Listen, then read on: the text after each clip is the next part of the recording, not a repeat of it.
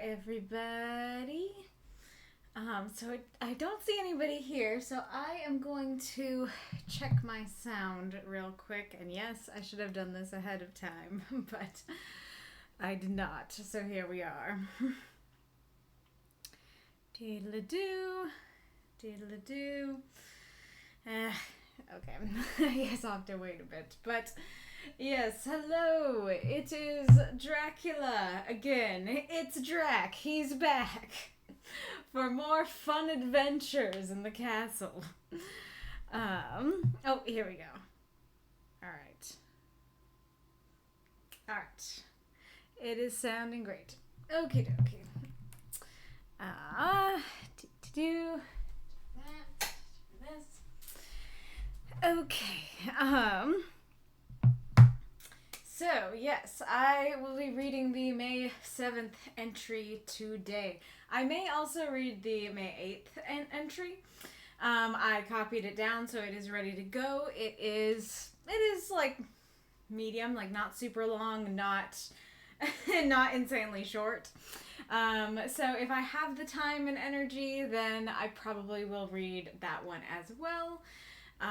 But yeah, we are definitely at least going to go through the May 7th entry.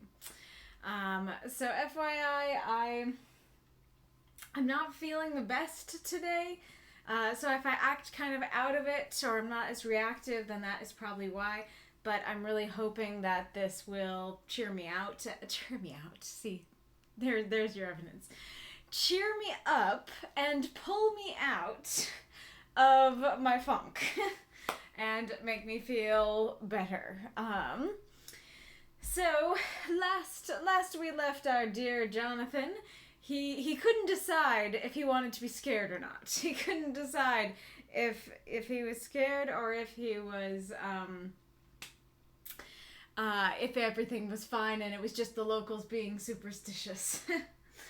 And he arrived at Castle Dracula. In the Castlevania series, it is called Castlevania. I do not think that is ever a thing in the actual book, but yes, he arrived at what would later become Castlevania, and he, pretty much he just arrived, and Drac treated him to a nice meal and told him to go to bed, basically. So yes, we are picking up where we left off. May 7th. Jonathan Harker's journal, kept in shorthand. 7th of May. It is again early morning, but I have rested and enjoyed the last 24 hours. Have you? Have you enjoyed the last 24 hours? I feel like there was a portion of that 24 hours where you were bat crap terrified. And yes, bat crap. Hello, Death's Head. Great to see you. Good evening. I slept till late in the day, and I woke of my own accord. When I had dressed myself, I went into the room where we had supped and found a cold breakfast laid out, with coffee kept hot by the pot being placed by the hearth. There was a card on the table, on which was written, "I have to be absent for a while. Do not wait for me. D." I love that he signs his name D. It's not even a formal, like, Dracula. It's just D. And then, he is being a pretty nice host. I mean, I guess that's part of the point, but, laying out some breakfast for him, like, he didn't have to do that. That's pretty nice. It's cold by the time he gets up, but it's still nice. And like I said, I think Dracula's trying to train him to be awake at night, because, yeah, he slept till midday. Alright. I set to and enjoyed a hearty meal. When I had done, I looked for a bell, so that I might let the servants know I had finished, but I could not find one. Oh, right, okay, yeah, he thinks... I know that Dracula's being a nice host and putting the breakfast out for him, but he thinks it's just normal servant behavior. Alright. There are certainly odd deficiencies in the house, considering the extraordinary evidences of wealth which are around me. The table service is of gold, and so beautifully wrought that it must be of immense value. The curtains and upholstery of the chairs and sofas and the hangings of my bed are of the costliest and most beautiful fabrics, and must have been of fabulous value when they were made, and they're centuries old, though in excellent order. I saw something like them in Hampton Court, but they were worn and frayed and moth-eaten. But still, in none of the rooms is there a mirror. There is not even a toilet glass on my table. I'm guessing that means like a handheld mirror. And I had to get the little shaving glass from my bag before I could either shave or brush my hair. I've not yet seen a servant anywhere, or heard a sound near the castle except the howling of wolves. I've not yet seen a servant anywhere, or heard a sound near the castle except the howling of wolves. Sometime after I had finished my meal, I do not know whether to call it breakfast or dinner, for it was between 5 and 6 o'clock when I had it, I looked about for something to read, for I did not like to go about the castle until I had asked the Count's permission. There was absolutely nothing in the room, book, newspaper, or even writing materials. So I opened another door in the room and found a sort of library. The door opposite mine I tried, but found it locked. Hello, kitty. Hello, kitty cat. Would you like to come sit with me? Hi. Kitty.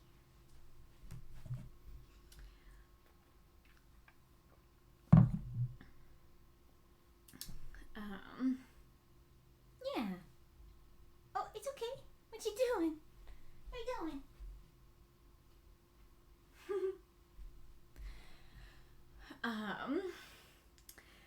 So again, I just love all the vampire tropes that, it's just like, there aren't any mirrors. That's very mysterious. And I guess, I don't know exactly why of course they're gonna show up. I don't know exactly why I especially love them so much. But I guess part of it is just,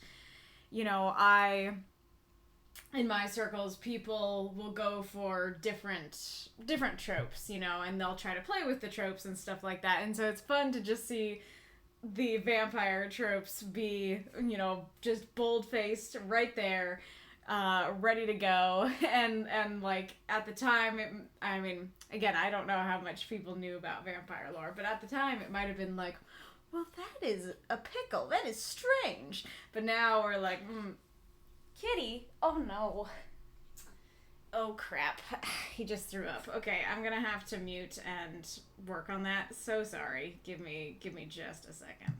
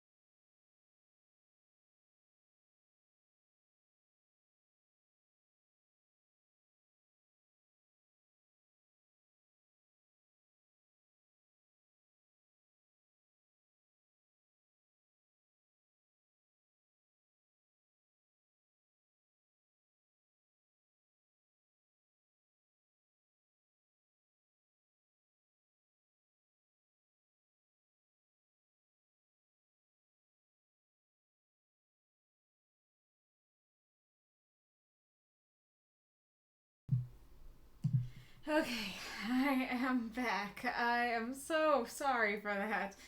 Yes, that is the perfect image. I need I need that now. um, yeah, so sorry about that. I just really did not want to leave that, especially because it was on some papers of my dad's, and so I do not know how important these papers are. They just look like notes, but I was like, yeah, I am going to clean that up right now. Cool. Yeah, I can try and see if I can easily do. I'll do it later. Okay.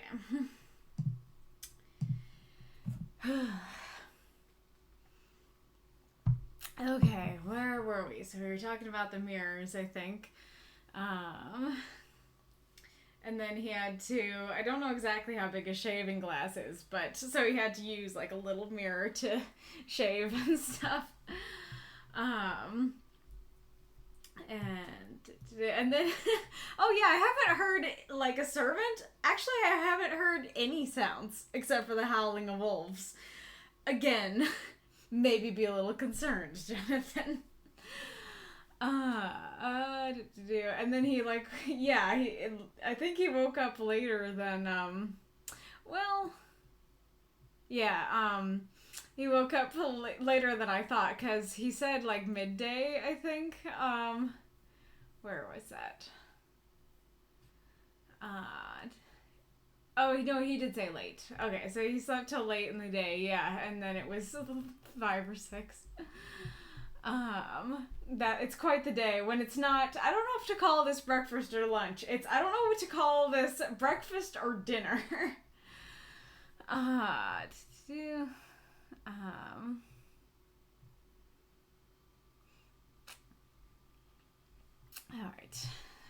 In the library, I found, to my great delight, a vast number of English books, whole shelves full of them, and bound volumes of magazines and newspapers. A table in the center was littered with English magazines and newspapers, though none of them were of very recent date. The books were of the most varied kind: history, geography, politics, political economy, botany, geology, law, I think I tried to say law and all at the same time, and then I said lol. Law, all relating to England and English life and customs and manners. There were even such books of reference as the London Directory, the Red and Blue Books, Whitaker's Almanac, the Army and Navy List, and it somehow gladdened my heart to see it, the Law List. Whilst I was looking at the books, the door opened and the Count entered. He saluted me in a hearty way and hoped that I had had a good night's rest. Then he went on. I am glad you found your way in here, for I am sure there is much that will interest you. These companions, and he laid his hands on some of the books, have been good friends to me, and for some years past, ever since I had the idea of going to London, have given me many, many hours of pleasure. Through them I have come to know your great England, and to know her is to love her. I long to go through the crowded streets of your mighty London, to be in the midst of the whirl and rush of humanity, to share its life, its change, its death, and all that makes it what it is. But alas, as yet I only know your tongue through books. To you, my friend, I look that I know it to speak. But, Count, I said, you know and speak English thoroughly. He bowed gravely. I thank you, my friend, for your all too flattering estimate. But yet I fear that I am but a little way on the road I would like to travel. True, I know the grammar and the words, but yet I know not how to speak them. Indeed, I said, you speak excellently. Not so, he answered. Well, I know that. Did I move and speak in your London, none there are who... Oh my goodness. Ugh. Okay. Well, I know that did I move and speak in your London, none there are who would know. Oh my goodness, would not know me for a stranger.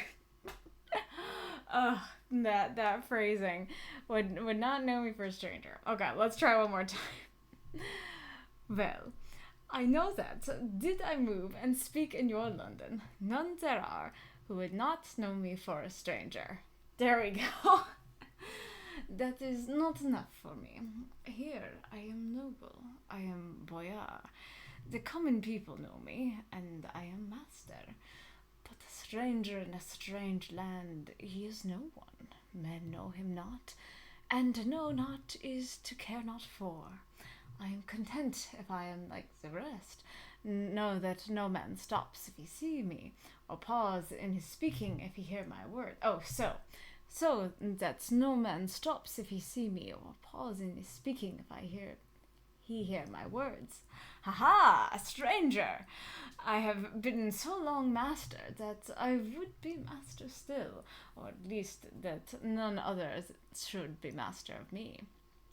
I've been doing Z sounds for the TH, but I think I'm gonna switch to D's. I think it sounds, I don't know if it's better, but I think I'll try it for a bit. I also, again, I'm sure it was natural at the time, but I love that. A stranger. Could you imagine somebody saying that today? It's just like going up to, somebody walks in with a Romanian accent in Britain and you're like, a stranger. It's like a racist, It's like, no. People should not be doing that to you. Even to you, Drac. People should not be so rude as to do that to you.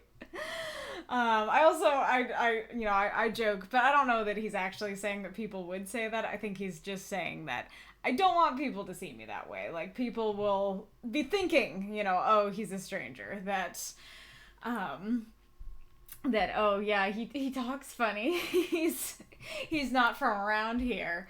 And Drac doesn't want that. And then, of course, we have the very telling line of, I've been so long master that I would be master still, or at least that none would be master of me. Kind of ominous. Alright, you come to me not alone as agent of my friend Peter Hawkins of Exeter to tell me all about my new state in London. You shall, I trust, rest here with me a while, so that by our talking I may learn the English intonation. And I would that you tell me when I make error, even of the smallest in my speaking. I am sorry that I have to be away so long today, but you will, I know, forgive one who has so many important affairs in hand. Of course, I said all I could about being willing, and asked if I might come into that room where I chose. He answered, yes, certainly, and added, you may go anywhere you wish in the castle, except where the doors are locked, where, of course, you will not wish to go. There is reason that all things are as they are. And did you see with my eyes and know with my knowledge, there is reason that all things are as they are. And did you see with my eyes and know with my knowledge, you would perhaps better understand. I said I was sure of this, and then he went on. We are in Transylvania, and Transylvania is not England. Our ways are not your ways, and there shall be to you many strange things. Nay, from what you have told me of your experiences already, you know something of what strange things there may be. This led to much conversation, and as it was evident that he wanted to talk, if only for talking's sake, I asked him many questions regarding things that had already happened to me or come within my notice. Sometimes he sheered off the subject or turned the conversation by pretending not to understand. But generally, he answered all I asked most frankly. Then, as time went on, and I had got somewhat bolder, I asked him of some of the strange things of the preceding night, as, for instance, why the coachman went to the places where he had seen the blue flames. He then explained to me that it was commonly believed that on a certain night of the year, last night, in fact, when all evil spirits are supposed to have unchecked sway, a blue flame is seen over any place where treasure has been concealed. That the treasure has been hidden, he went on, in the region through which you came last night. There can be but little doubt, for it was the ground fought over for centuries by the Wallachian, the Saxon, and the Turk. Why, there is hardly a foot of soil in all this region that has not been enriched by the blood of men, patriots, or invaders.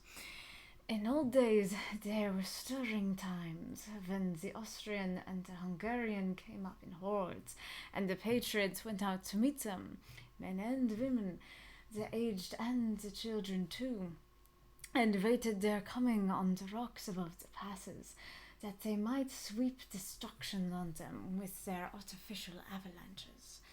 When the invader was triumphant, he found but little, for whatever there was had been sheltered in the friendly soil. But how, said I, can it have remained so long undiscovered, when there is a sure index to it, if men will but take the trouble to look?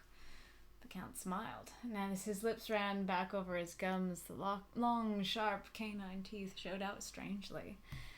I feel like they're strange regardless. Somebody having long, sharp canine teeth is strange by default. That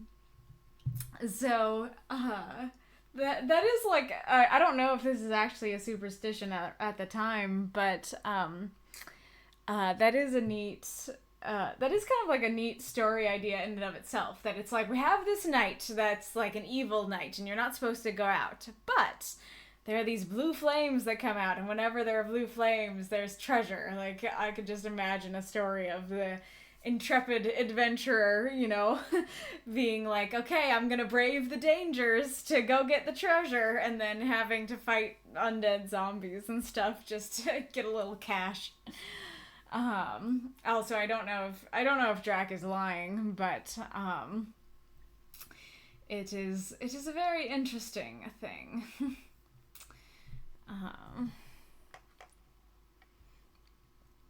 It is also interesting to me that in the Castlevania show, I don't know if it's in the games, but in the show, they call the area, like the whole area, Wallachia, as far as I know. But clearly that's not what they call it in the actual Dracula book. They do call it Transylvania. So I wonder why they made that choice.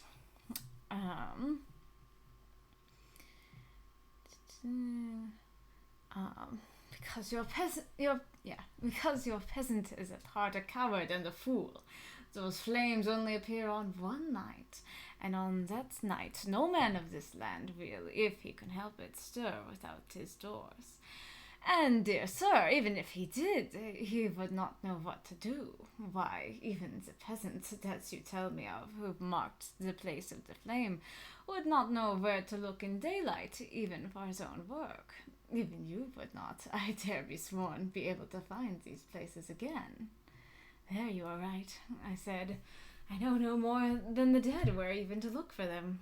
And then we drifted into other matters. Hang on a sec.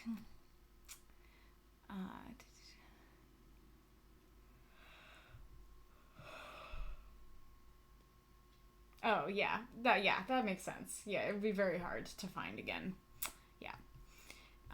It is funny that he says your peasant, I think referring to the driver, when that was him, as far as I'm aware. Come, he said at last, tell me of London, and of the house which you have procured for me. With an apology for my remissness, I went to my own room to get the papers in my bag. Whilst I was placing them in order, I heard a rattling of china and silver in the next room, and as I passed through, noticed that the table had been cleared and the lamp lit, for it was by this time deep into the dark. The lamps were also lit in the study or library, and I found the Count lying on the sofa, reading, of all things in the world, an English Bradshaw's Guide. When I came in, he cleared the books and papers from the table, and with him I went into plans and deeds and figures of all sorts. He was interested in everything, and asked me a myriad of questions about the place and its surroundings. He clearly had studied beforehand all he could get on the subject of the neighborhood, for he evidently, at the end, knew very much more than I did. When I remarked this, he answered, "Well, but my friend, is it not needful that I should? When I go there, I shall be all alone, and my friend, Harker Jonathan, nay, pardon me, I fall into my country's habit of putting your patronymic first, my friend, Jonathan Harker, will not be by my side to correct and aid me. He will be in Exeter, miles away, probably working at papers of the law with my other friend, Peter Hawkins. So, we went thoroughly into the business of the purchase of the estate at Purfleet, and I had told him the facts and got his signature to the necessary papers, and had written a letter with them, ready to post to Mr. Hawkins. He began to ask me how I had come across so suitable a place. I read to him the notes which I had made at the time, and which I inscribe here. At Purfleet, on a by-road, I came across just such a place as seemed to be required, and where was displayed a dilapidated notice that the place was for sale. It is surrounded by a high wall of ancient structure, built of heavy stones, and has not been repaired for a large number of years. The closed gates are of heavy old oak and iron, all eaten with rust. The estate is called Carfax, no doubt a corruption of the old Quatreface? Fosse? I don't know. As the house is four-sided, agreeing with the cardinal points of the compass. It contains in all some 20 acres, quite surrounded by the solid stone wall above mentioned. What? Oh, I see. It contains in all some 20 acres. It's quite surrounded by the solid stone wall above mentioned. There are many trees on it, which make it in places gloomy, and there is a deep, dark-looking pond or small lake, evidently fed by some springs, as the water is clear and flows away in a fair-sized stream. The house is very large, and of all periods back, I should say, to medieval times. One part of it is stone, one part is of stone, immensely thick, with only a few windows high up and heavily barred with iron. It looks like part of a keep, and is close to an old chapel or church. I could not enter it, as I had not the key of the door leading to it from the house, but I have taken with my Kodak views of it from various points. The house has been added to, but in a very straggling way, and I can only guess at the amount of ground it covers, which must be very great. There are but few houses close at hand, one being a very large house only recently added to and formed into a private lunatic asylum. It is not, however, visible from the grounds. I did not note that the last time I read it. It is right by a lunatic asylum. I assume that is the same asylum where Renfield is. I did not realize that Dracula's house was literally right next door to the asylum. I keep knocking Jonathan for not being concerned, but yeah, I should have pegged that immediately. Because when it says that his house is by the asylum, it could have been a situation where I kind of zoned out a little, because he is just talking all about the house when I don't know how important the house is. I don't remember the house itself getting mentioned in the future, but I could be very, very wrong. And it is interesting that it's super dilapidated and rusty and stuff like that, and I don't know why he's advertising it to Drac, or I don't know, or why he wouldn't try to sell it a little bit and be like, it's quaint instead of it's dilapidated kind of thing.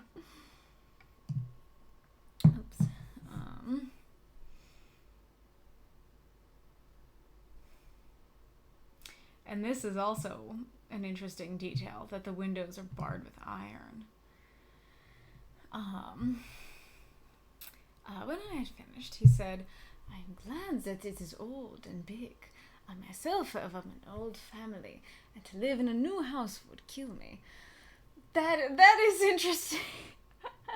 I don't know if that is supposed to be odd, but like all the time today we'll say, "Oh, that kills me," you know. And I very much thought that was a modern expression, but it seems like maybe it's not. It's like, "Oh, it would kill me to stay in a new house," and it's Drac saying it. But yeah, that's fun. A house cannot be made habitable in a day, and after all, how few days go to make up a century? How few days go to make up a century? Interesting. That, I might be misinterpreting that, but that almost sounds like he's saying, like, centuries go by fast. Like he's saying that they're only made of a few days, and then then we're on to the next century. But I could be misinterpreting that. But that's interesting, if that is how he conceptualizes time, that it seems fast to him. I rejoice also that there is a chapel of old times. We Transylvanian nobles love not to think that our bones may lie amongst the common dead. I seek not gaiety nor mirth, not the bright voluptuousness of much sunshine and sparkling waters, which please the young and gay. I am no longer young, and my heart, to weary years of mourning over the dead, is not attuned to mirth. Moreover, the walls of my castle are broken, the shadows are many, and the wind breathes cold through the broken battlements and casements. I love the shade and the shadow, and would be alone with my thoughts when I may.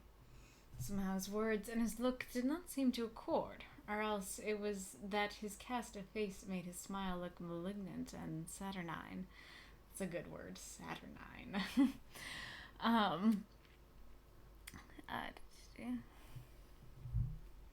Yeah, he definitely would not be seeking sunshine. That makes sense. I like my heart through many weary years of mourning over the dead is not attuned to mirth. That's a cool phrasing. I don't know if it's true. I don't know if he's just making it up, or if genuinely he has, like, mourned many people over the centuries.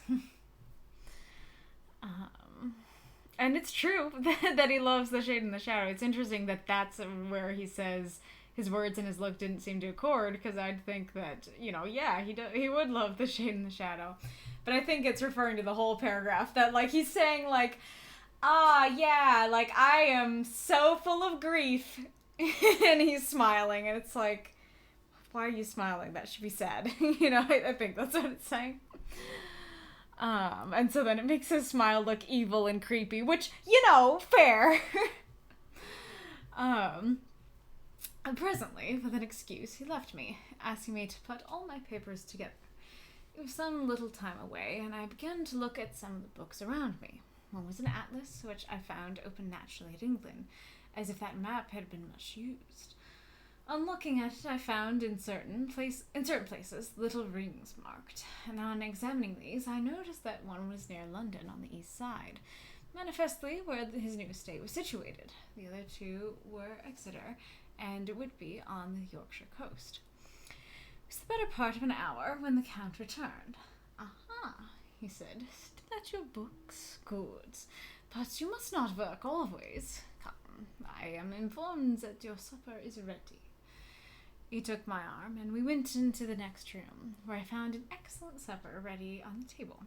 The Count again excused himself, as he had dined out on his being away from home. But he sat as on the previous night, and chatted whilst I ate. After supper, I smoked, as on the last evening, and the Count stayed with me, chatting and asking questions on every conceivable subject, hour after hour. I felt that it was getting very late indeed, but I did not say anything, for I felt under obligation to meet my host's wishes in every way. I was not sleepy, as the long sleep yesterday had fortified me, but I could not help experiencing that chill which comes over one at the coming of the dawn, which is like, in its way, the turn of the tide. They say that people who are near death die generally at the change to the dawn and at the turn of the tide. Anyone who has, when tired and tied as it were to his post, experienced this change in the atmosphere can well believe it. All at once we heard the crow of the cock coming up with preternatural shrillness through the clear morning air. Count Dracula, jumping to his feet, said, "Fie, there is morning again. How remiss I am to let you stay up so long.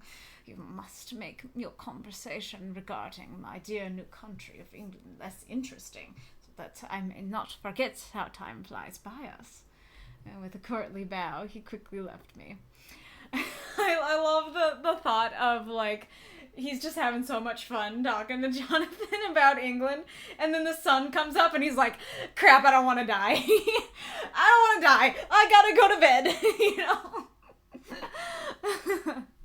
I think there's another line later, I could be wrong, but I think there's a line later where he's like, that darn morning, always ruining our fun, or something like that. What was I gonna say?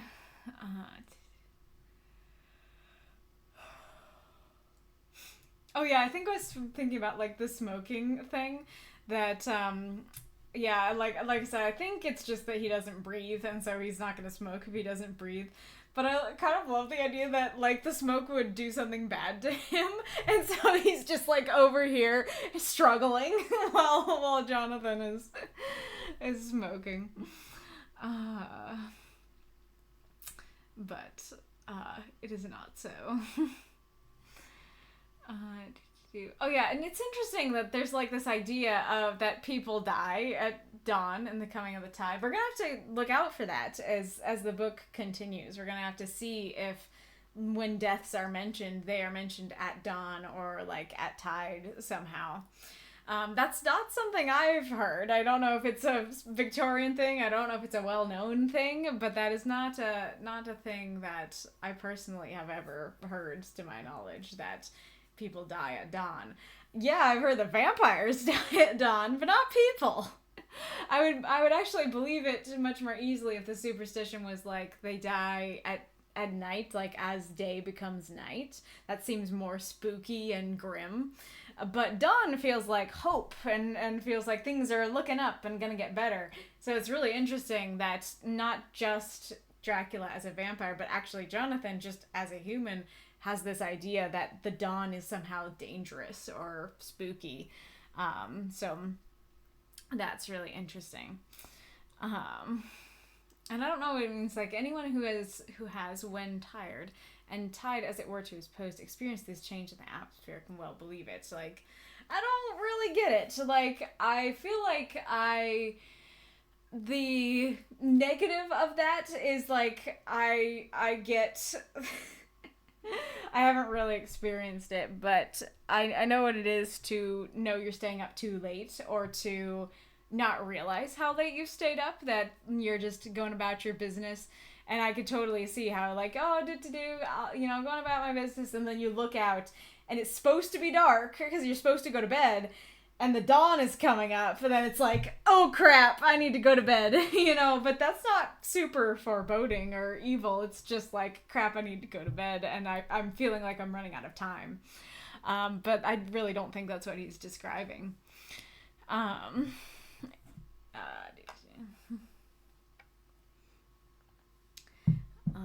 99% sure he can survive in the daylight. It just saps his power. Gotcha. Fair enough.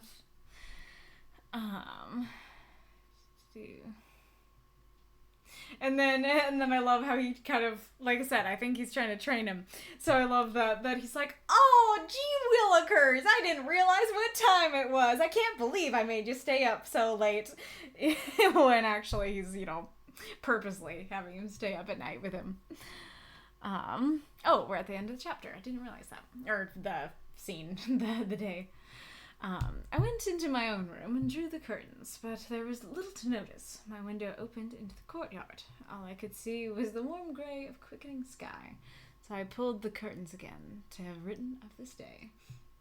Quickening sky is a very neat image, because, like, I think it's like a reference to like the quick and the dead, the living and the dead, and so it's the living sky. It's like the sky was dead and it came alive. That's a really neat image. Yeah, I'm good to go. Let's keep going. Let's do May 8th as well. Alrighty. May 8th. Jonathan Harker's journal, kept in shorthand. 8th of May. I began to fear, as I wrote in this book, that I was getting too diffuse, but now I'm glad that I went into detail from the first. There's something so strange about this place, and all in it, that I cannot help but feel uneasy.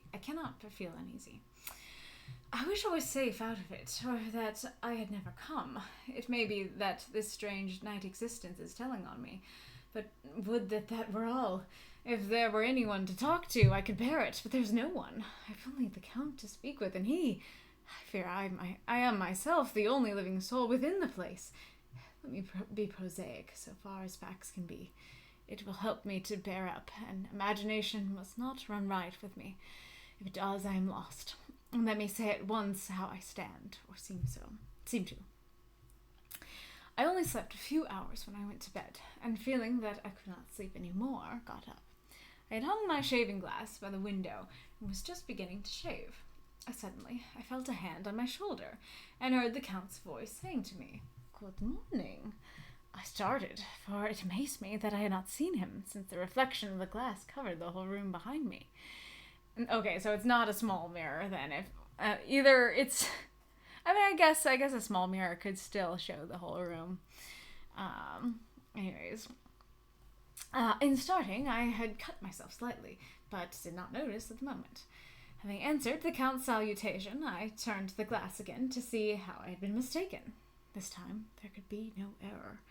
For the man was close to me, and I could see him over my shoulder, but there was no reflection of him in the mirror. The whole room behind me was displayed, but there was no sign of a man in it, except myself. This was startling, and coming on the top of so many strange things, was beginning to increase that vague feeling of uneasiness which I always have when the Count is near. But at the instant I saw that the cut had bled a little, and the blood was trickling over my chin. I laid down the razor, turning as I did so half round to look for some sticking plaster. When the Count saw my face, his eyes blazed with a sort of demoniac fury, and he suddenly made a grab at my throat. I drew away, and his hand touched the string of beads which held the crucifix. It made an instant change in him, for the fury passed so quickly that I could hardly believe that it was ever there. "Take care," he said. "Take care how you cut yourself. It is more dangerous than you think in this country." Then, seizing the shaving glass, he went on, "And this is the wretched thing that has done the mischief. It is a foul bauble of man's vanity. Away with it!" And opening the heavy window with one wrench of his terrible hand, he flung out the glass, which was shattered into 1,000 pieces on the stones of the courtyard far below. Then he withdrew without a word.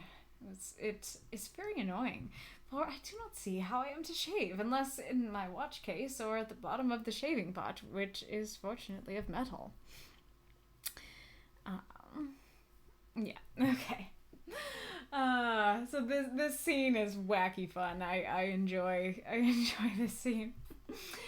So poor boy is like he's trying to shave in whatever he has. Again, I don't know how big it is, but I still am kind of imagining he has like a tiny little mirror that he's trying to shave in, and then Dracula throws it away, and it's like, what am I supposed to do now? And it's just a great scene. Like, he accidentally cuts himself, and Drac almost goes in for the kill, and then he's like, stop it. You'll go away. I don't know if like exactly why he throws it away, because I don't know if it's that, because Jonathan saw that he doesn't have a reflection, and so I guess Jonathan could keep checking that, but he confirmed it pretty clearly, and so if he's trying to hide the fact that he doesn't have a reflection, that ain't gonna work. And like he says that like that's what made him cut himself, right? Hang on.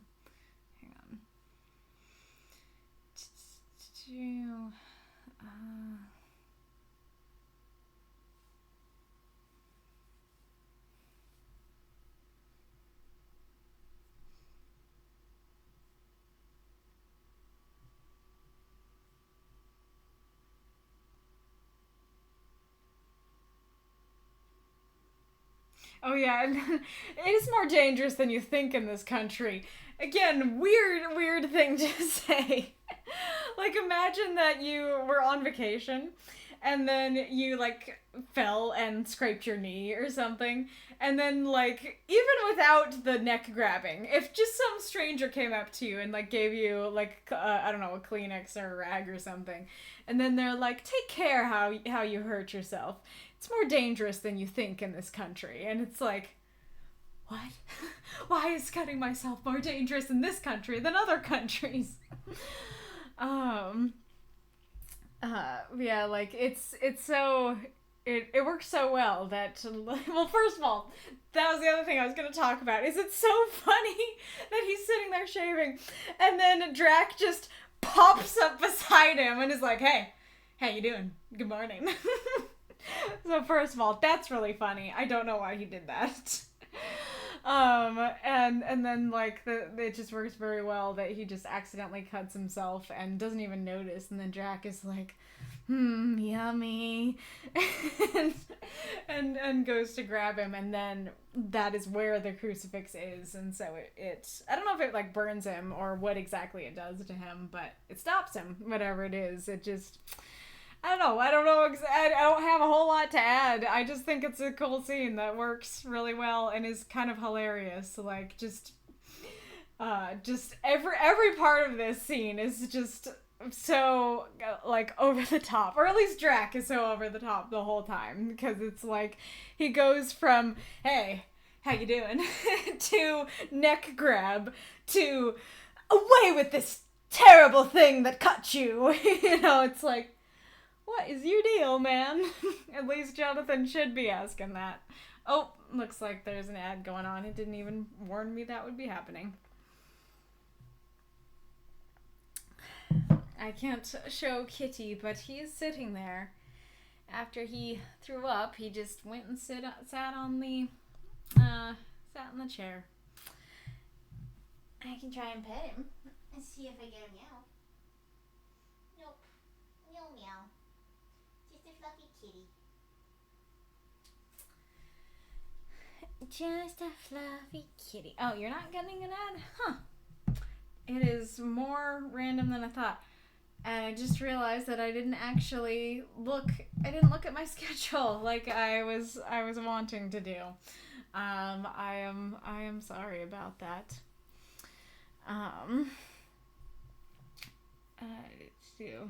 Yeah, we both forgot, I guess. You could send me, if you want to, you could send me a DM now, and I'll just make sure not to open it. And it'll have the notification there until I do something.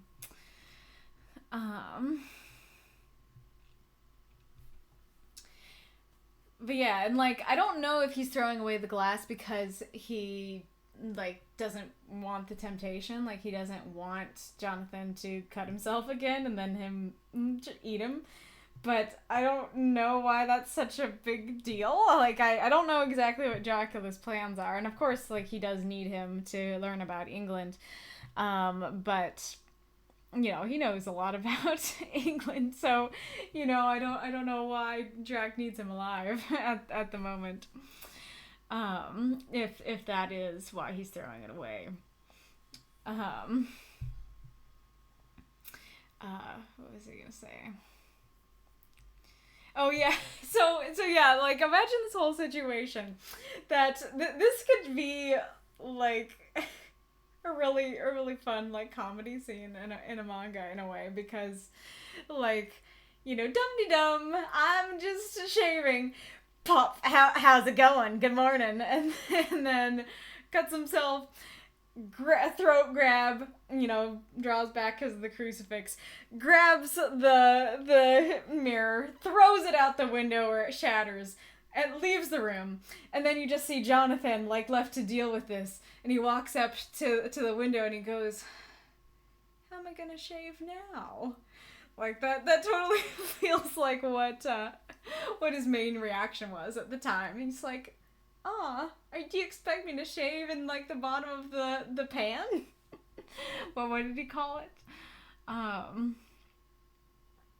Watch case or shaving pot. Like, do you expect me to use the bottom of the shaving pot? It's like, the man grabbed your neck, dude. There's bigger concerns here than how you're gonna shave. Alright. I went into the dining room. Breakfast was prepared, but I could not find the Count anywhere, so I breakfasted alone. It is strange that, as yet, I have not seen the Count eat or drink. Thank you! It is strange, Jonathan! It is! Thanks for noticing! The next line. He must be a very peculiar man. You're just noticing that now. The throat grabbing didn't tip you off. After breakfast, I did a little exploring in the castle. I went out on the stairs and found a room looking towards the south. That's right, I forgot to mention earlier that when he talks about the locked doors, that it's like, oh yes, like, you know, you can go anywhere you want except where it's locked, and where it's locked, you won't want to go. And I think it just means, like, oh yeah, like, you wouldn't want to go in a place that is private, you know, which is true. Jonathan's very nice, and he wouldn't want to pry into anything. But, you know, again, it feels a little suspicious that it's like, yes, you can go anywhere except for the locked rooms, which, of course, you don't want to go in, you know, it's a little spooky. The view was magnificent, and from where I stood, there was every opportunity of seeing it. The castle is on the very edge of a terrible precipice. A stone falling from the window would fall 1,000 feet without touching anything. As far as the eye can reach is a sea of green treetops, with occasionally a deep rift where there's a chasm. Here and there are silver threads where the rivers wind in deep gorges through the forest. But I am not in heart to describe beauty, for when I had seen the view, I explored further. Doors everywhere, and all locked and bolted. No place, save from the windows in the castle walls, is there an available exit. The castle is a veritable prison, and I am a prisoner. I forgot that it literally is described, like, yeah, it is on a precipice. That's the quintessential image is, you know, the castle on a precipice. I forgot. Yeah, it is exactly described like that in the book. That is not just a movie thing. I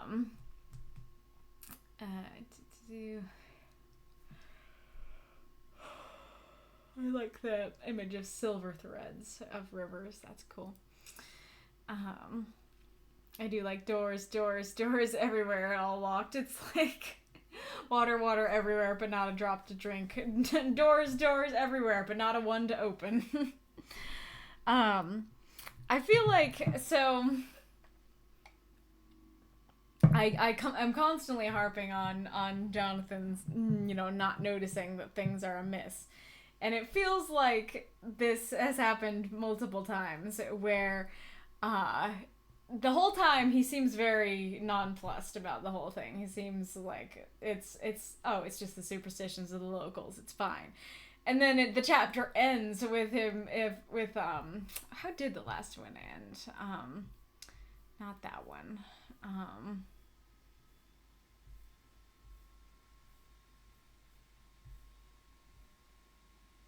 Yeah, so, like, I am a sea of wonders. I doubt, I fear, I think strange things, but I dare not confess to my own soul. God keep me, if only for the sake of those dear to me. Like, didn't really get that feeling from the chapter overall. And then the same thing here, where it's like, oh, tum-ty-tum, I'm having a good time with the Count. And then it's like, the Count, he must be very peculiar. Like, I think he's a little weird.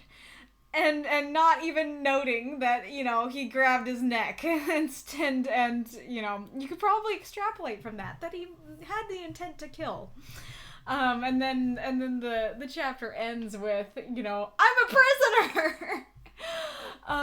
So I don't know if that's just me being wanting more out of the writing. The writing is very good, you know, like I'm always, you know, noting really beautiful images and fun stuff and how good the scenes are, but I guess, like, if it's not, if how would I phrase that? If it's intended that it doesn't seem like like he just randomly at the end, like he's fine most of the day and then randomly freaks out at the end. If that's not intended, yeah, I would appreciate getting a little more emotion, you know, like when he grabs his neck, maybe noting a little more than that he's just a peculiar little dude. But I don't know, it's still wonderful and fun. And you know, I also can't fault, because I know that desire as well to, like, want to end your chapter on a punchy note, and so that might be all it is as well, where it's just like, yeah, he's really not that, you know, he doesn't notice it that strongly, he's not that bothered, but, you know, just wanting a little cliffhanger for the end of the chapter. Alrighty. Chapter 3, Jonathan Harker's Journal, continued. When I found that I was a prisoner, a sort of wild feeling came over me. Okay, here we go. Yeah, we are continuing the emotion. I'm a fan of this. I rushed up and down the stairs, trying every door and peering out of every window I could find. But after a little, the conviction of my helplessness overpowered all other feelings. When I look back, after a few hours, I think I must have been mad for the time, for I behaved much as a rat does in a trap. Well, you kind of are, like, equivalent to a rat in a trap, so I think it's very fair to behave that way. I think you're getting the picture now. When, however, the conviction had come at last that I was helpless, I sat down quietly as I have ever done anything in my life, and began to think over what was best to be done. I'm thinking still, and as yet have come to no definite conclusion. Of one thing only am I certain, that it is no use making my ideas known to the Count. He knows well that I am imprisoned, and as he has done it himself, and has doubtless his own motives for it, he would only deceive me if I trusted him fully with the facts. So far as I can see, my only plan will be to keep my knowledge and my fears to myself, and my eyes open. I am, I know, either being deceived, like a baby, by my own fears, or else I am in desperate straits, and if the latter be so, I need and shall need all my brains to get through. All my brains! more than one of them. That would be kind of a fun story concept, too, of a kind of creature or character with multiple brains, and it's just like, alright, I'll shut this brain off for the moment, we don't need you, and then another time it's like, alright, all my brains, I need all of you at this moment. So I think that it's really interesting which, like, parts of the story are, you know, scarier to me, and I do think that with these, like, classic books, it is harder in general to get scared by them because we know what the story is in general. We know what the horror of the piece is supposed to be. But I feel like the things that to me, like, genuinely are like, oh, that does, like, genuinely get a little, like, shiver in me timbers are the scene where the coachman is going in circles. That, like, just the, like, that image is so relatable and freaky because that could happen. Like, you could get in an Uber and, like, if the Uber driver keeps going in circles, like, oh, like, that makes my blood run cold. And, like, this, too, like, feels a little more relatable that you're just like, oh, yeah, like, I'm gonna stay with somebody and I don't happen to know this person. And then you think everything's fine, they seem perfectly nice, and then you start looking around and all the doors are locked and you're like, I don't think I'm supposed to leave. I think this nice person that I've been hanging out with has ulterior motives, and I don't know if I can leave. And I feel like it's like a very similar feeling of, because that's the same thing with the Uber driver going around, is that feeling of like, I can't leave. I don't know where to go. I don't know if that's just a me thing. I don't know if we're finding out about my deep phobias here. But I just think it's interesting because I think overall, like this story is meant to be scary. And so the just like, okay, the howling of the wolves, like that's great and that's nice and spooky, but doesn't create like a sense of fear in me. Because that's the quintessential spooky image. And even the scene of Drac, grabbing his neck and stuff, it loses some of its spookiness because I know what's going on there. And I know that Drac is getting hungry, getting tempted by the smell of his blood or the sight. But these feel very real and very relatable in a much like genuinely scarier way. So I'd be very curious to hear like what parts of the book genuinely scare you guys, or if none of it does. Never taken an Uber. Fair enough.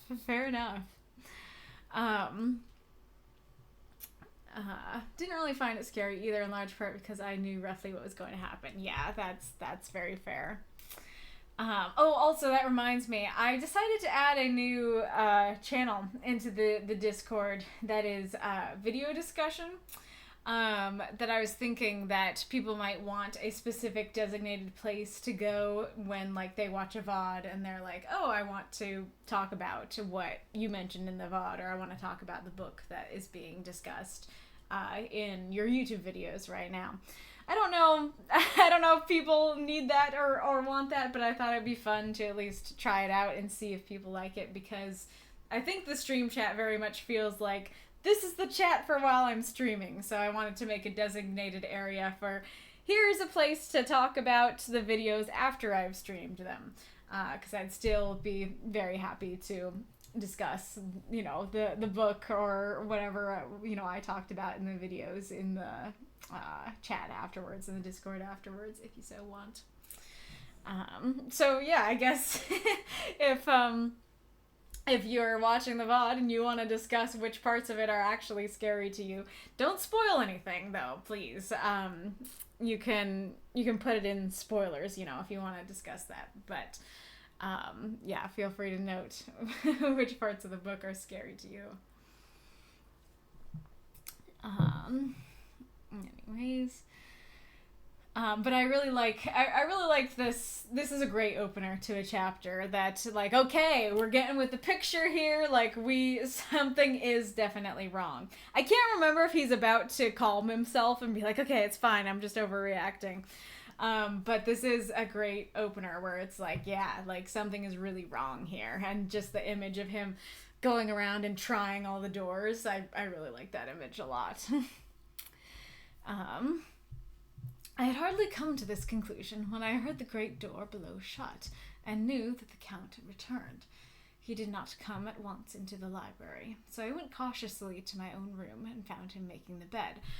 That reminds me, I think I kind of mentioned this, but I think that's the other part of it too, is that Dracula seems really nice. Like, he doesn't, and granted, I'm not there seeing his creepy smiles, and so maybe if I smelled his breath and saw his creepy smiles and felt his hand around my neck, then yeah, like, I would be like, I am very suspicious. But just kind of from his demeanor and his words, like, he seems very bright and very kind.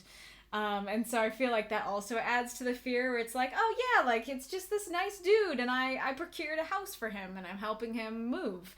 And then, you realize, oh, I'm imprisoned. I can't leave. And then that is even spookier than if there were more signs. But there are signs, as we have been discussing. But yeah. Anyways, this was odd, but only confirmed what I had all along thought, that there were no servants in the house. When later I saw him through the chink of the hinges of the door, laying the table in the dining room, I was assured of it. For if he does himself all these menial offices, surely it is proof that there is no one else to do them. This gave me a fright, for if there is no one else in the castle, it must have been the Count himself who was the driver of the coach that brought me here. Gotcha. So that's where I must have just remembered that it was confirmed by Jonathan that it was him. This is a terrible thought, for if so, what does it mean that he could control the wolves as he did, by only holding up his hand in silence? Yeah, that is another part of the image that makes it even cooler, that he doesn't even say anything to calm the wolves. He just holds up his hand and they stop. Like, that's nice and authoritative and spooky and cool. How was it that all of the people at Bidstrid's and on the coach had some terrible fear for me? Okay, now we're back. What do you mean? How did they have some fear for you? I guess, okay, maybe I misinterpreted that. I read that as, like, why were they scared? Nothing's wrong. And it's like, Jonathan, you just said something was wrong. But I think what he's saying is actually, how did they know that something was wrong? Okay, let's keep going in that case. What meant the giving of the crucifix, the garlic, the wild rose of the mountain ash? Bless that good woman who hung the crucifix around my neck, for it is a comfort and a strength to me whenever I touch it. It is odd that a thing which I have been taught to regard with disfavor and as idolatrous should in a time of loneliness and trouble be of help. Is it that there is something in the essence of the thing itself, or that it is a medium, a tangible help, in conveying memories of sympathy and comfort? At some time, if it may be, I must examine this matter and try to make up my mind about it. In the meantime, I must find out all I can about Count Dracula, as it may help me to understand. Tonight he may talk of himself, if I turn the conversation that way. I must be very careful, however, not to awake his suspicion. I do think it's really interesting, this idea of, it is an odd thing which I have been taught to regard with disfavor and as idolatrous should in a time of loneliness and trouble be of help. I feel like that can, we talk about transcendence here, right? I feel like that can be a thing we can relate to in different ways, that I feel like even if you're even not in a religious way, in lots of different ways, there might be something that you're like, oh, I don't like that, I need to stay away from that, or that's bad for this reason or other. But then you actually, like, instead of judging it, you actually listen to it, or, are, I don't know, whatever it is, you give it a chance, whatever it is, and then you're like, oh, this actually isn't bad, and not only that, it's now becoming this comfort to me. I think that's a really interesting idea that I think can happen with a lot of different things in a lot of different ways.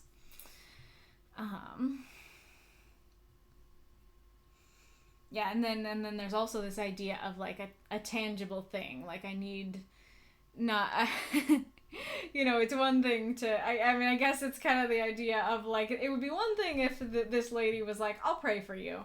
And it's another thing that she actually gives him, like, this tangible thing, this tangible help. And, like, it I assume makes him feel connected to other people. Like, oh, there were people watching out for me. And, like, this thing protected me. And their care for me protected me. And it's not just a thought, or a word. It's actually something tangible that you can touch and stuff like that. It's also a neat idea. Oh boy, we have a word that I may not pronounce right. Alright. Midnight. I've had a long talk with the Count. I asked him a few questions on Transylvania history, and he warmed up to the subject wonderfully. In his speaking of things and people, and especially of battles, he spoke as if he had been present at all of them. At them all. I keep tripping up on that. That always is happening to me when, in modern English, it is one phrasing would be all of them, and in the older English it totally works and is fine, but it's just a little awkward to my ear to present at them all. I always trip on those lines. I apologize. This he afterwards explained by saying that to a boyar, the pride of his house and name is his own pride, that their glory is his glory, and their fate is his fate. Whenever he spoke of his house, he always said we, and spoke almost in the plural, like a king speaking. I wish I could put down all he said exactly as he said it, for to me it was most fascinating. It seemed to have in it a whole history of the country. He grew excited as he spoke, and walked about the room, pulling his great white mustache and grasping anything on which he laid his hands, as though he would crush it by main strength. One thing he said, which I shall put down as nearly as I can, for it tells in its way the story of his race. These skellies? No. I even looked it up. I looked it up yesterday. So, my apologies. I have a right to be proud, for in our veins flows the blood of many brave races who fought as the lion fights for lordship. Here in the whirlpool of European races, the Ugric tribe bore down from Iceland the fighting spirit which Thor and Woden gave them, which their berserkers displayed such fell intent on the seaboards of Europe, aye, and of Asia and Africa too, till the peoples thought that the werewolves themselves had come. Here too, when they came, they found the Huns, whose warlike fury had swept the earth like a living flame, till the dying peoples held that in their veins ran the blood of those old witches who, expelled from Scythia, had mated with the devils in the desert. Fools, what devil of what witch was ever so great as Attila, whose blood is in these veins? He held up his arms. Is it a wonder that we were a conquering race, that we were proud, that when the Magyar, the Lombard, the Avar, the Bulgar, or the Turk poured his thousands on our frontiers, we drove them back? Is it strange that when Arpad and his legions swept through the Hungarian fatherland, he found us here when he reached the frontier, that the Honfoglalas was completed there? And when the Hungarian flood swept eastward, the Skeles were claimed as kindred by the victorious Magyars, and to us for centuries was trusted the guarding of the frontier of Turkeyland. Aye, and more than that, endless duty of the frontier guard, for, as the Turks say, water sleeps, and enemy is sleepless.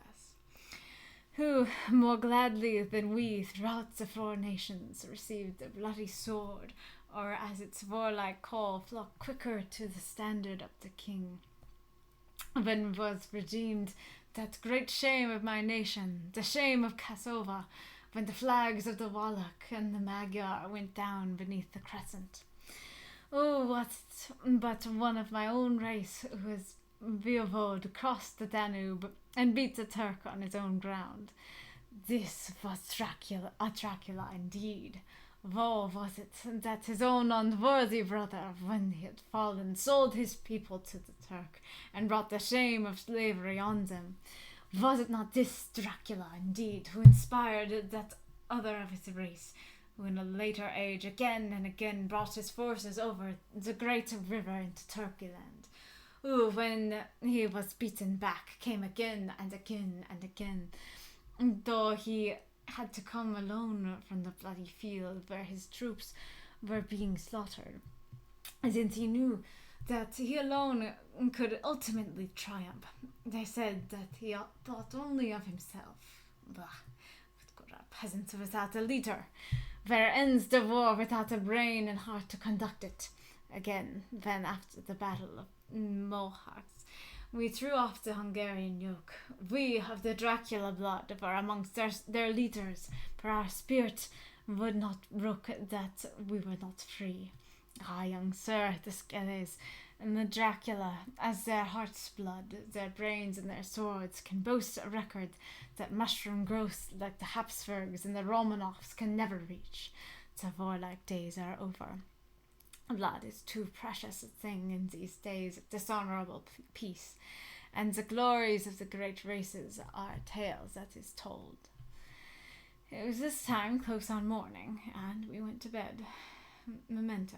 This diary seems horribly like the beginning of the Arabian Nights, where everything has to break off at cockcrow, or like the ghost of Hamlet's father.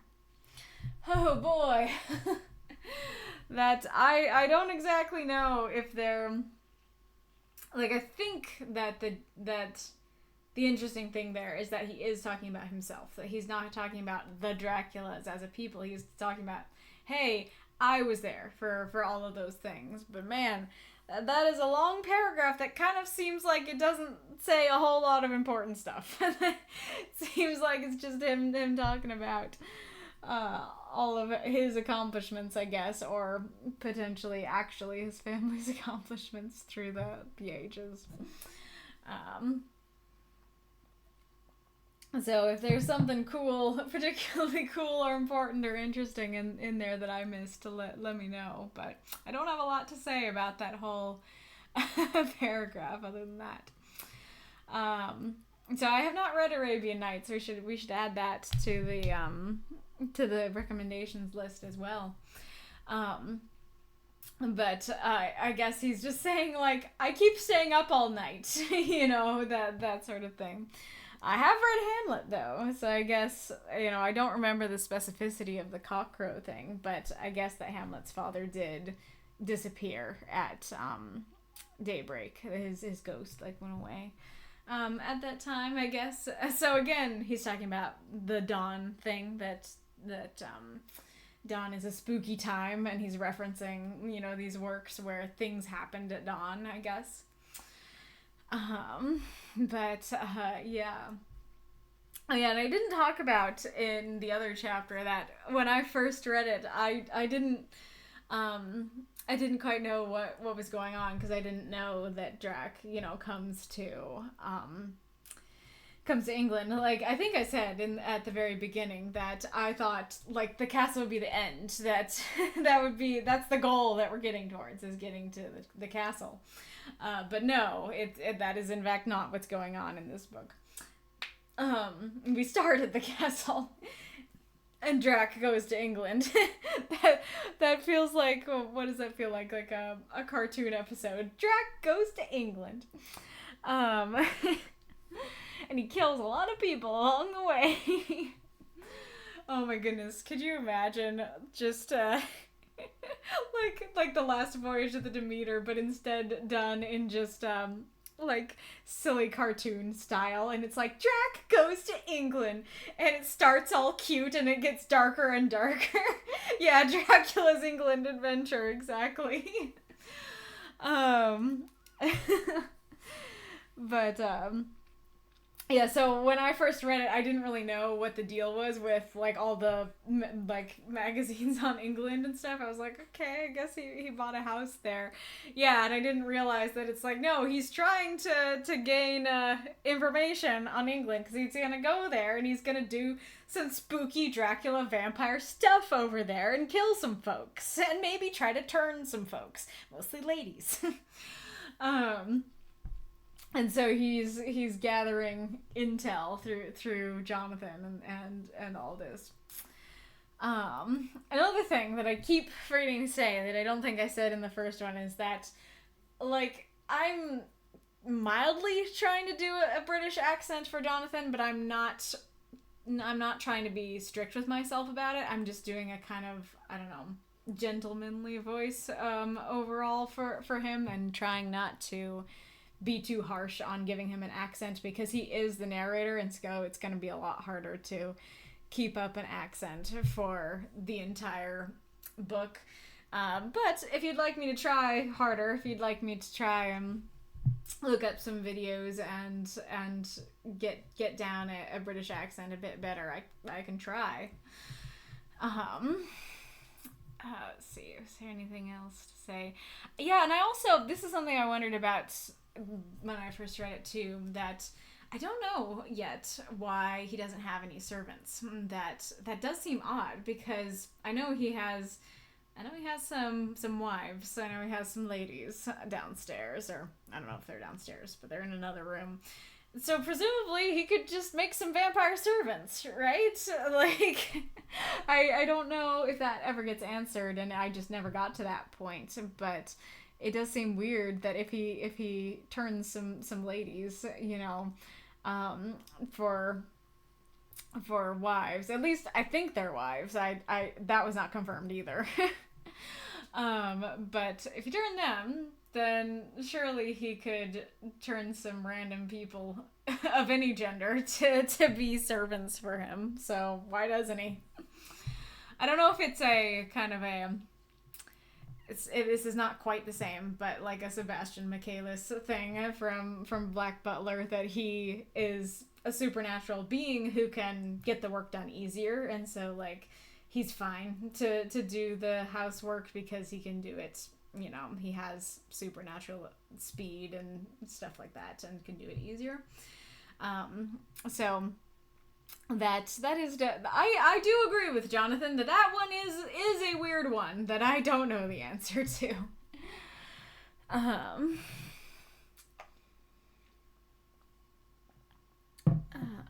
do.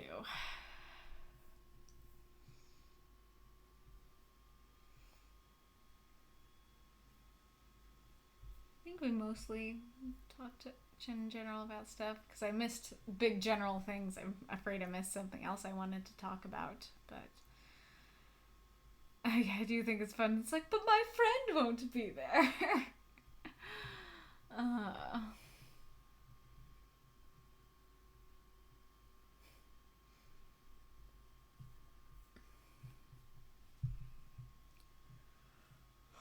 oh yeah, I can look up what boyar means. I don't know what that means.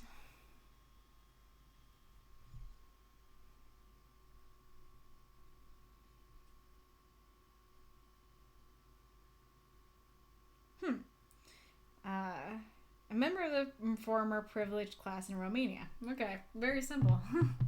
Yeah, so it is just saying I'm noble. I am of the privileged class. Um,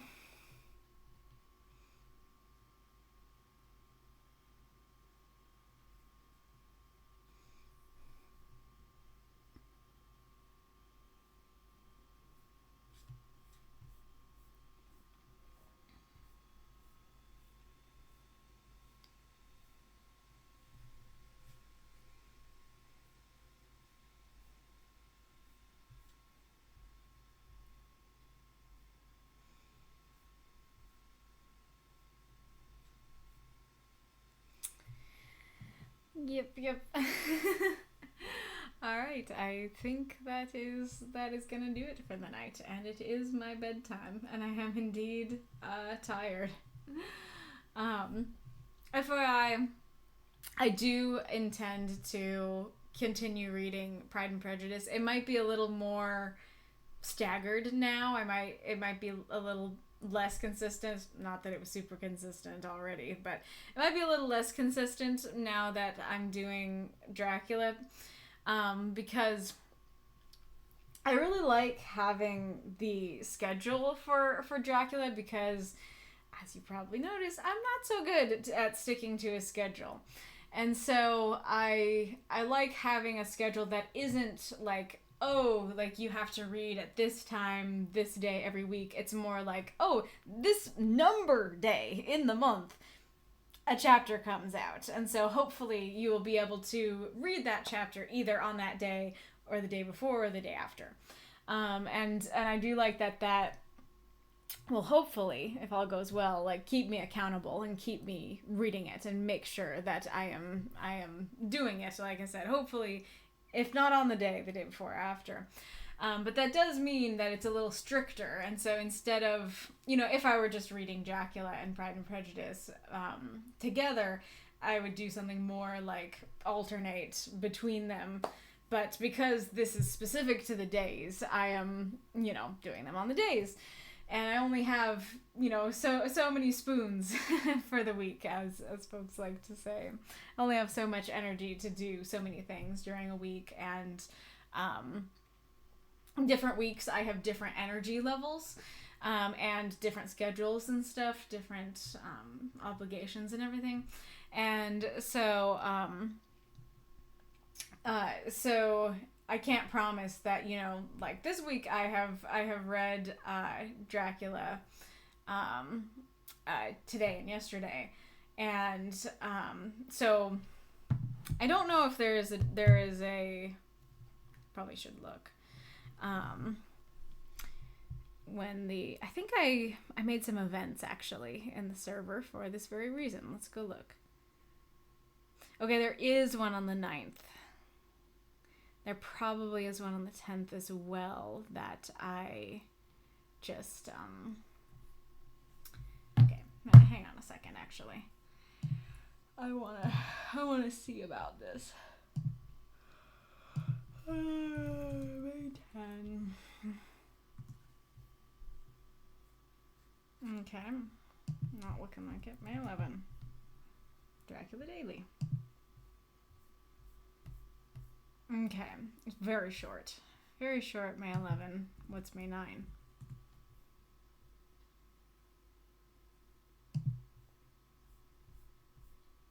Oh, that's also short. It's very different though. I don't know if I should they're so short that I could read them right this second and not have to worry about it later.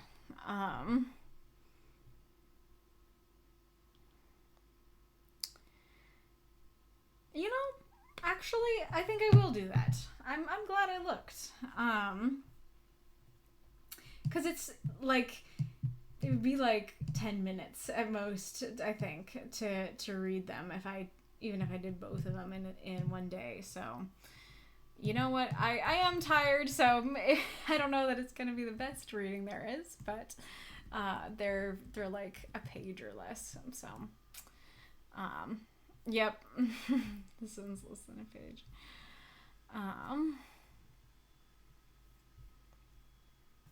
Okay.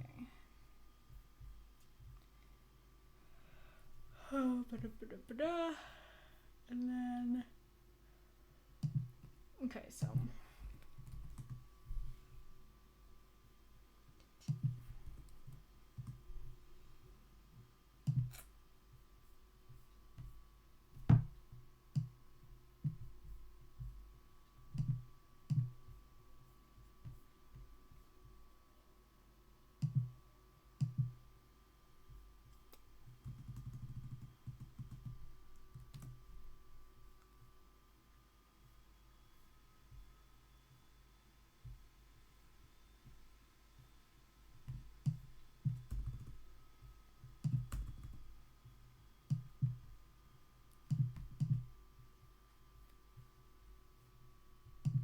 ooh, there's some italics here. Okay.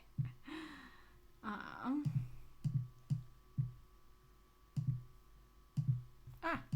back.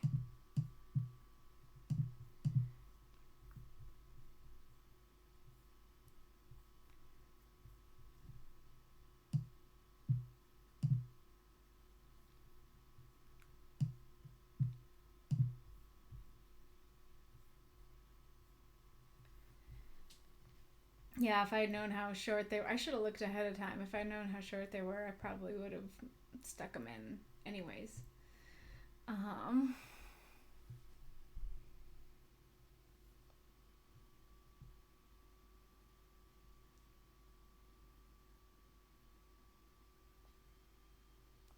come on.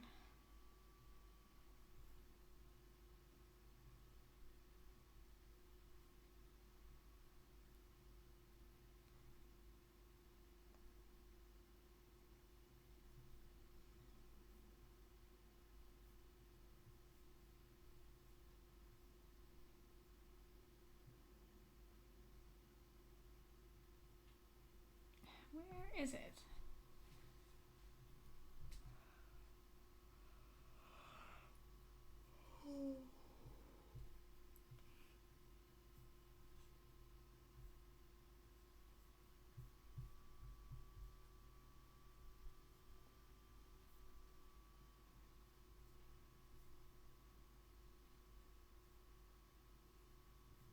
Oh, here we go. I was in the wrong place. Okay.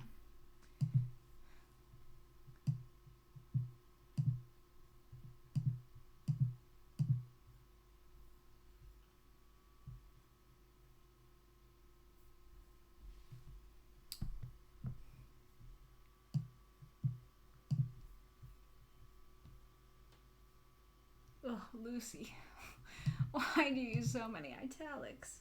This is the most, like, Jonathan had so many pages, and I was good. I, like, as far as I could tell, not very many. Lucy has a single page and it's full of italics. Let's see.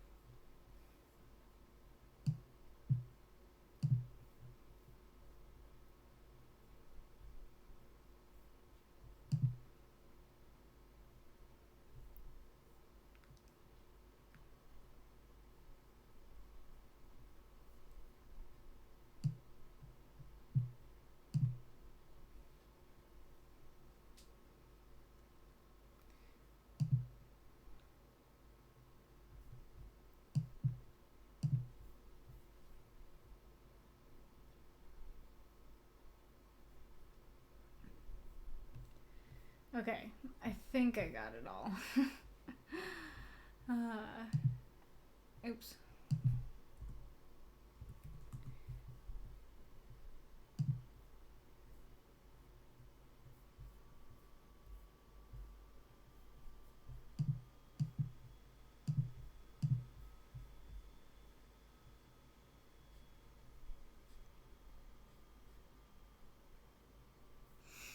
Okay.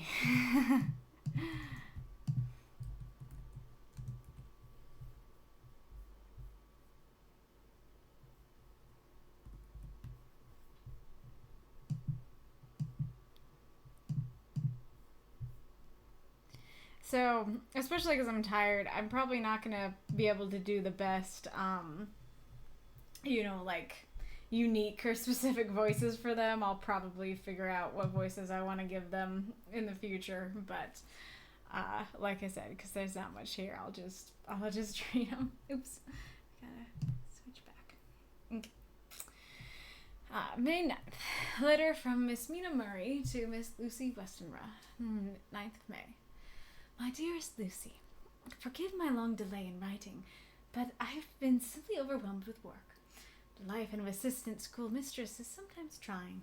I'm longing to be with you, and by the sea, where we can talk together freely and build our castles in the air. I have been working very hard lately, because I want to keep up with Jonathan's studies.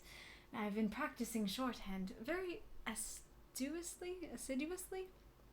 When we are married, I shall be able to be useful to Jonathan, and if I can write stenograph well enough, I can take down what he wants to say in this way and write it out for him on a typewriter, at which also I am practicing very hard. He and I sometimes write letters in shorthand, and he is keeping a stenographic journal of his travels abroad. When I am with you, I shall keep a diary in the same way. I don't mean one of those 2 pages to the week with Sunday squeezed in a corner diaries, but a sort of journal where I can write in that's the problem. Which I can write in whenever I feel inclined. I do not suppose there will be much of interest to other people, but it is not intended for them. I may show it to Jonathan some day if there is in it anything worth sharing, but it is really an exercise book. I shall try to do what I see lady journalists do, interviewing and writing descriptions and trying to remember conversations. I am told that with a little practice one can remember all that goes on or that one hears said during a day. However, we shall see. I will tell you of my little plans when we meet. I have just had a few hurried lines from Jonathan from Transylvania. He's well and will be returning in about a week. I'm longing to hear all his news. It must be so nice to see strange countries. I wonder if Jonathan and I shall ever see them together. There is the 10 o'clock bell ringing. Goodbye. Your loving, Mina. Tell me all the news when you write. You have not told me anything for a long time. I hear rumors, and especially of a tall, handsome, curly-haired man. I love the multiple question marks. I want to see if that's present in my copy as well.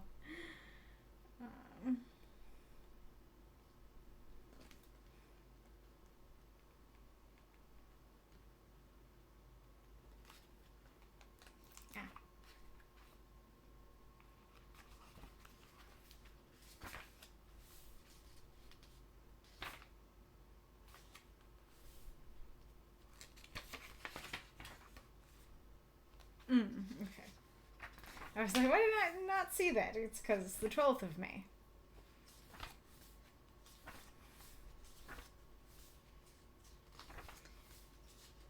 It is interesting to see, like, this part's all Jonathan before we ever hear from the ladies. Yep, and then here is the chapter 5 is where it starts with Mina. Yep, it totally does have the three question marks. Let me point at it. Can I? Oh boy. Oh, I don't think this is gonna work, but it is there. Anywho.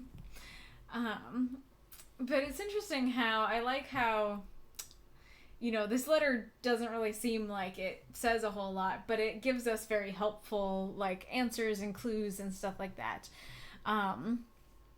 That we have the fact that she is Jonathan's fiance, this is, I don't know if, you know, we hear it in the actual book from Jonathan first, but in this version we hear it from her first, and it's like, oh yeah, he mentioned Mina earlier. Okay, interesting. And I also do think this is very interesting because especially in modern day, like, romance is such a thing, and it's very rare to have a story be about an established relationship. And I think I've said before that I really enjoy stories that are like that. I kind of mention it more in the sense of I enjoy reading about, like, a married couple. But this is great too. Like, this is really interesting too, of, like, yeah, like, they are in an established relationship. And this is an interesting relationship to use because there's the promise of we're gonna get married, and so then stuff might go wrong and stuff might disrupt that possibility, and that's, like, that works so well to me that because I feel like I was saying, like, if somebody wrote this in modern day, it would be more likely that you'd have them, like, fall in love over the course of the book. And as we've established, I past a certain point of what I read before, I have not actually read this book, so I don't know where it's going and how much time they spend together. But I feel like in general, modern writers would go that direction of, like, oh yeah, I want to have, like, Mina and Jonathan start falling in love throughout the course of the book, which is great. Like, that would totally work. But I feel like this has a different vibe to it, where it's like, yes, like, before the events of the book, like, they had their relationship, everything's already been set up, they plan to get married. And so instead, it's kind of this question of, is something going to ruin that? That it's not, oh, are they going to fall in love? Are they going to get together? It's, what could go wrong that might change, that might mean that they don't get married, you know? Is whether that be, is somebody's life going to be in danger? Are we going to fall in love with somebody else? Are we going to become someone's wife, whether we like it or not? You know, someone else's wife? Those kind of questions, you know, I think it brings up a really interesting tension that I feel like I have not really seen a whole lot in the stuff I've read and watched. And so I feel like this is the type of relationship that should be used more often in writing, that, like, bring that, use that tension, like, have it be established and use the tension of, you know, what's going to happen to ruin that, potentially. And then she's also talking about practicing shorthand, and so that is cluing us in that they can talk in code, that he's going to be able to write in shorthand to her, so that Dracula won't get it, but she will. So that's a great clue for us there. And I like this this version of events because we have where is it? I've just had a few hurried lines from Jonathan from Transylvania. He's well and will be returning in about a week. So, if I remember correctly, these are letters that Drac made him write. That those are not, that's not true. That's not accurate. Or, you know, if it is true, things are wonky. And, or they will go wonky. And so, as far as I can tell, you know, from my quick glance of the book, you follow Jonathan first before getting to Mina, and so you know he made Jonathan write those letters by the time we get to this point. But in this version of the story, where you're actually going in like chronological order of the letters, you don't know that, which is a really interesting and different vibe, where it's like, oh, okay, like, you know, Jonathan, we have a return date for him. And then you'll learn later, oh, wait, maybe not so, you know. And then it's fun that the whole letter's like, I am learning shorthand. And then it ends with, who's this dark, tall, handsome, curly-haired man? It's like, okay, that came out of nowhere, but all right. I'm intrigued, you know.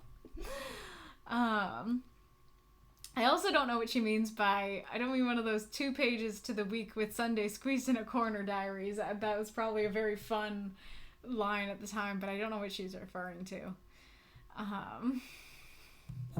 I like this line too of like, I'm longing to be with you and by the sea where we can talk together freely and build our castles in the air. That's so playful and fun. I like that.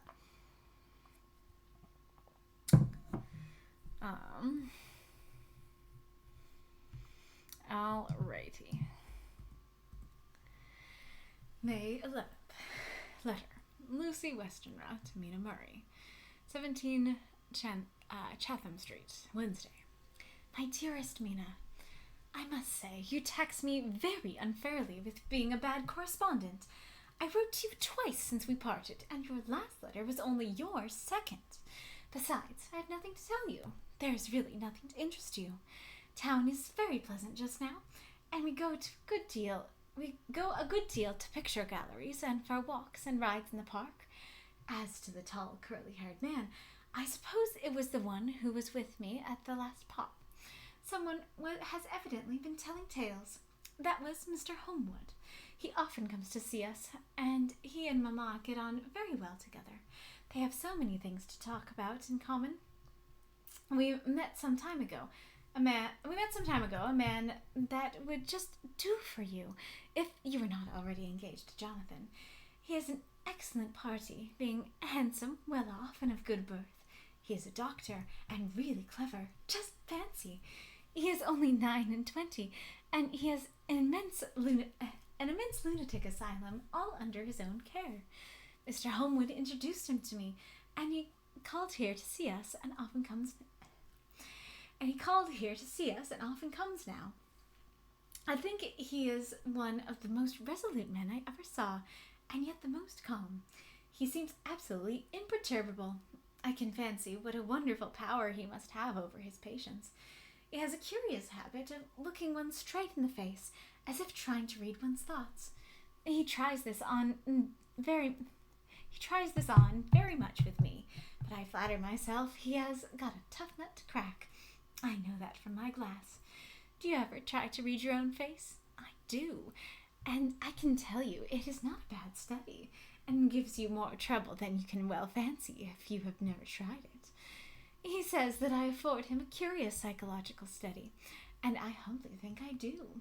I do not, as you know, take sufficient interest in dress to be able to describe the new fashions. Dress is a bore. That is slang again, but never mind. Arthur says that every day.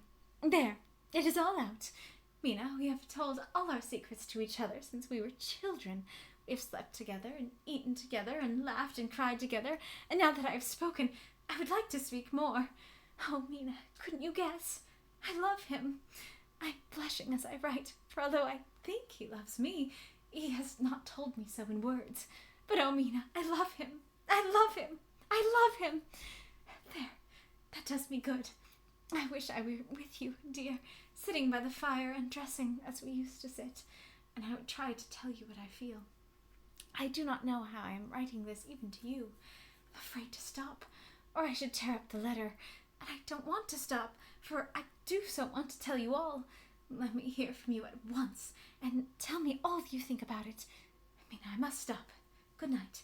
Bless me in your prayers, and Mina, pray for my happiness. Lucy. P.S. I need not tell you this is a secret. Good night again. L. I was literally about to do the throw up those tailords and tentacles thing. Oh my goodness, maybe it's the format. But yes, this one has some more juicy stuff in it. So first of all, the beginning is very fun. Then it's like, I can't believe you haven't written to me. It's like, I've already written to you twice, and that letter you just sent me was your second. Who are you to talk? And then it's funny that she's like, I have nothing to tell you, and then goes on to say she's in love with someone. Like, that's a pretty big thing to say. I guess the whole letter is her working up the courage to say it, but still.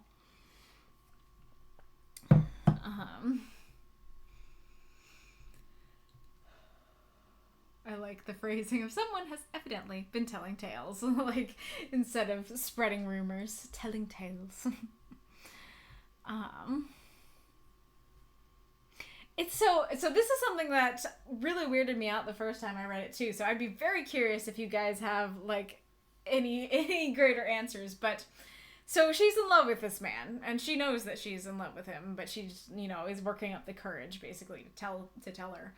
And she starts by saying, we met some man who would just do for you if you were not already engaged to Jonathan. When I first read that, I was like, okay, so she doesn't really like Jonathan. She doesn't think that she should be with Jonathan. But then, no, she's in love with him.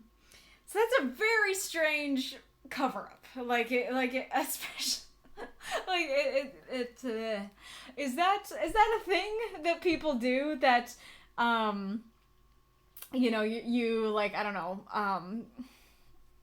you have a crush on somebody, and you're like talking to your friend at the, it looks like there's an ad break.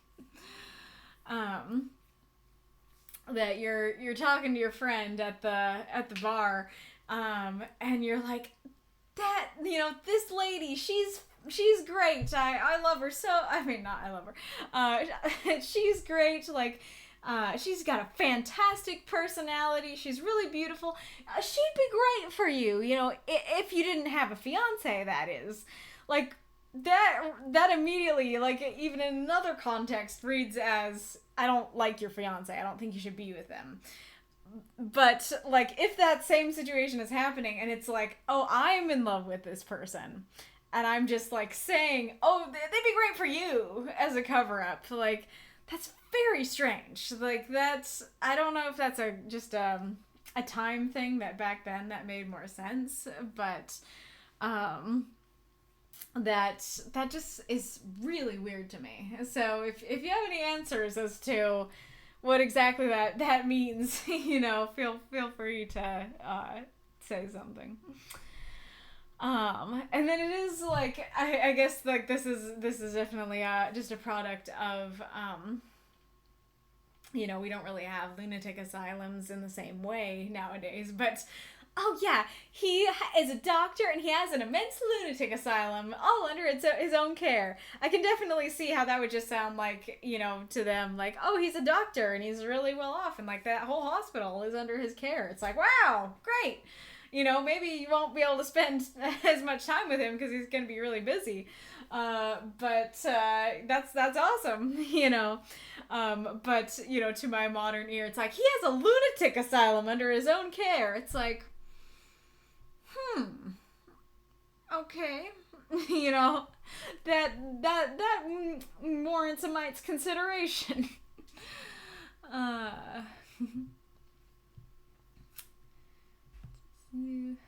And then I do like the progression of the letter. I besides the weirdness of the beginning, I do like that she's like, oh yeah, like he's really resolute and, you know, what wonderful power he must have over his patients. And then, you know, we keep going and it's like, sounds like you're kind of into him. And then it's like, couldn't you guess? I love him. It's like, okay, yeah, I guess I could guess that.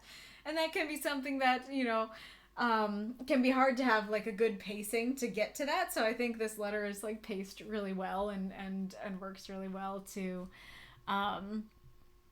convey that she's in love with him in so many words and not feel like, I don't know, super cheesy or be full of cliches. And it is interesting that she's like, you know, I look in the mirror and study my face and it's not a bad study. And I don't think I'm easy to read.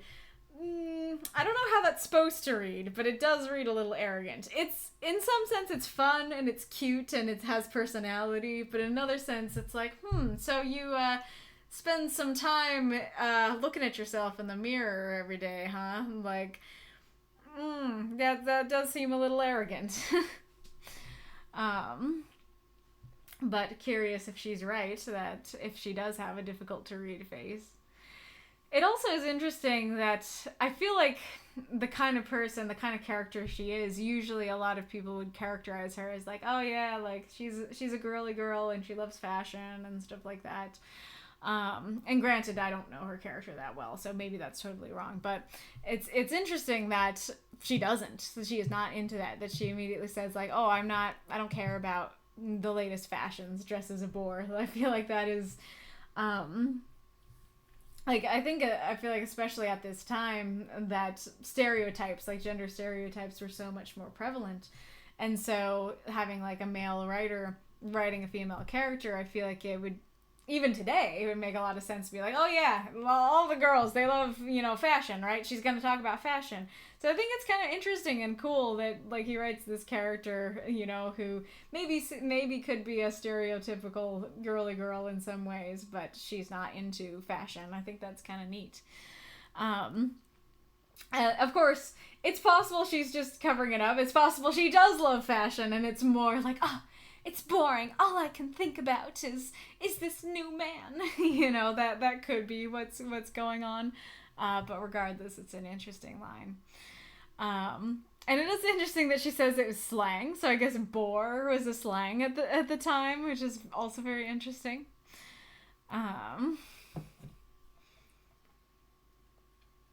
And then I like her build up as well, like not just the build up of like, oh, like he's so great, you know, but also the build up of like, we have shared our secrets our whole lives, and I really don't want to keep this from you. I think that pacing works really well as well. I like the, you know, oh, I love him, and then the repeated I love him. That's very cute. I like that a lot. This is a little weird. That's a little wacky, but again, probably normal at the time. And I like that, you know, I'm afraid to stop. I should tear it up, but I don't want to stop, and I do want to tell you. Cute, fun, you know, her thinking about it, but writing it down. Yeah, so very cute, very fun, very, very enjoyable. How long was that? When I stopped the other chapters, it was like 2, and now it's 2:40, and I said it was probably going to take 10 minutes to get through these. Granted, some of it was copying it down. But yeah, that was way longer than I thought it would be. Maybe I underestimated how much good content there can be in Two Little Letters. But yeah, so we are good to go on Dracula for a good while. I think the next one is on the 12th, and it looks to be more Jonathan. But yes, so I hope that you've had a good time. I hope that this has been fun and enjoyable. I certainly enjoyed myself, and it has cheered me up. So that is great. If there's somebody you have in mind for me to raid, I can do that. I guess I could take a little glance at what might be going on. Can I look up? Yeah. Nope. Okay. That's not working. I don't know. I don't know how to find a good streamer because I watch YouTubers more than I watch streamers. Okay. We did Blobber yesterday, so let us do the other one.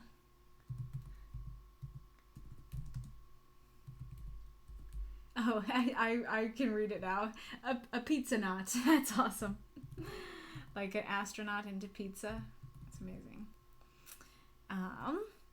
Yeah, all right. I hope that it has been fun. Hope you've enjoyed. If you'd like to discuss more later, you can post in the stream chat or the video discussion chats of the Discord channel. Talk to you later. Goodbye.